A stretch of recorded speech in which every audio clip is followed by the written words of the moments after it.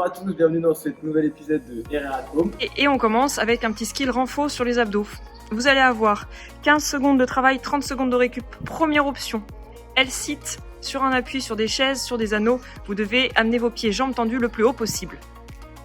Option de facilité, vous fléchissez les genoux et vous êtes en tuck L-sit.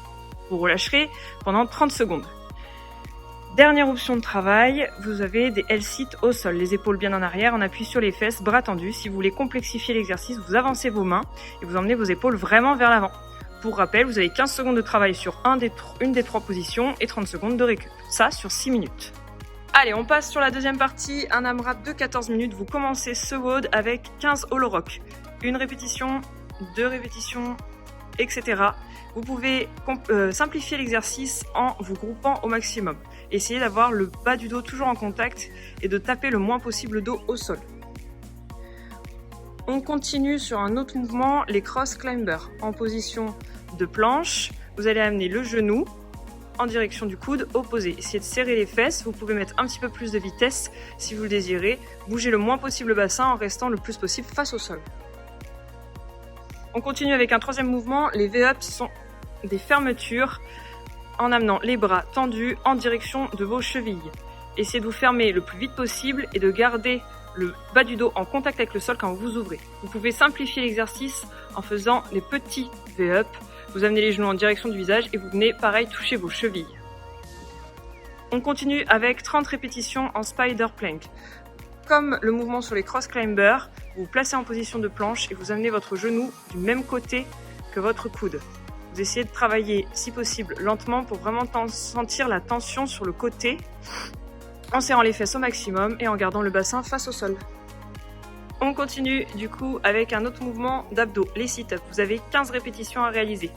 Les pieds en contact, les genoux ouverts vers l'extérieur, en appui sur les fesses. Je viens m'allonger, toucher le sol loin derrière moi et ramener les mains devant moi. Vous pouvez essayer de garder un petit peu plus de tension sur l'exercice en ne travaillant pas avec vos bras, mais uniquement avec vos abdos. Le dernier mouvement sur ce WOD, vous devrez réaliser 10 burpees. Je m'allonge au sol et je finis par un petit saut et un clap au-dessus de la tête. Pensez à garder vos jambes le plus possible tendues et évitez de faire des squats à chaque fois que vous descendez et que vous remontez. Pour vous terminer au niveau des abdos, on vous a prévu un petit finisher. Vous allez commencer par 20 secondes de maintien en planche sur le côté en appui sur un coude. Essayez de rester le plus droit possible. Vous pouvez simplifier l'exercice en ayant un appui sur un genou. Ou alors complexifier l'exercice en décollant un pied et avoir 2 appuis au sol. 20 secondes de travail. Vous poursuivez avec des Russian twists. Avec une charge, petite charge plus ou moins lourde. Vous décollez les pieds du sol, vous restez groupé, vous amenez la charge de droite à gauche. Elle touche le sol et elle repart. Utilisez d'abord vos abdos au lieu de tirer sur la kettle. Là-dessus, 20 secondes de travail. On repasse en planche de l'autre côté, même principe. Et on termine à nouveau par le même mouvement de Russian twist. Vous pouvez varier la vitesse, plus ou moins rapide. Essayez de garder vos genoux bien droits.